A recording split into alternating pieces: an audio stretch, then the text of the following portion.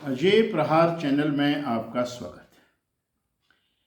ये हमारा आज़ादी का अमृतकाल चल रहा है और एक बड़ी महत्वाकांक्षी योजना जल शक्ति मंत्रालय की थी, गांव-गांव में अमृत सरोवर बनाने की।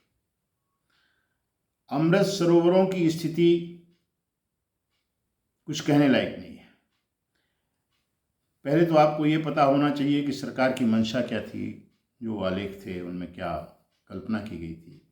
कल्पना की गई थी कि एक अमृत सरोवर बनेगा तालाब में, जिसमें गांव का पानी बहाव वाला सब पूरा तालाब में इकट्ठा होगा।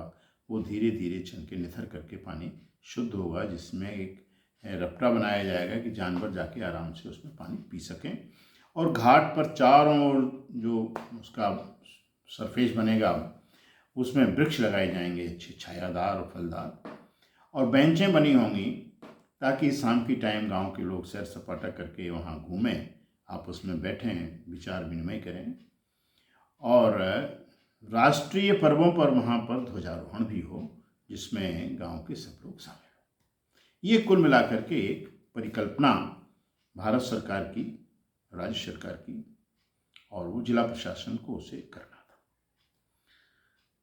वैसे तो सरोवर बहुत हैं, विलुप्त हो गए हैं। जितने आज सरोवर हैं उससे ज़्यादा विलुप्त हो गए हैं, चंदेलकालीन विलुप्त हो गए हैं, और कई प्रकार के बुंदेलों के बेहाल हैं। ये जो अमृत सरोवर में जिसमें बड़ा फंड आया, फंड के तहत कई तालाब तो ऐसे हैं जिनमें पानी जाने का रास्ता ही नहीं है। बूंदों से सरोवर नहीं भरता, उसका एक कैचमेंट एरिया होता है। इस प्रकार से उसका सर्वेक्षण ही नहीं किया गया कि इसका कैचमेंट एरिया कहाँ से है। बहुत से तालाब ऐसे, और जिनमें किसी प्रकार से धोखे से पानी आ भी जा रहा है तो वो गांव का गंदा पानी आ रहा है, नालियों वाला, बजबजाता हुआ, कि आप वहां बैठ नहीं सकते। कई तालाब ऐसे हैं जहां पर ध्वजारोहण का स्थान ही नहीं है, और कुछ में अगर पोल है तो वो हिल रहा है, कभी भी गिर सकता है, कभी भी रात में कोई उसको ले जाए।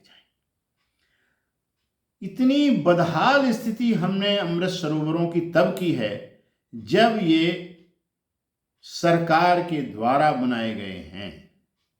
इसमें इतनी मॉनिटरिंग हुई कि ग्राम प्रधान से लेके, ग्राम सचिव से लेके, न्यूनतम स्तर पर कमिश्नर लेवल तक इसमें निगरानियां हुई हैं।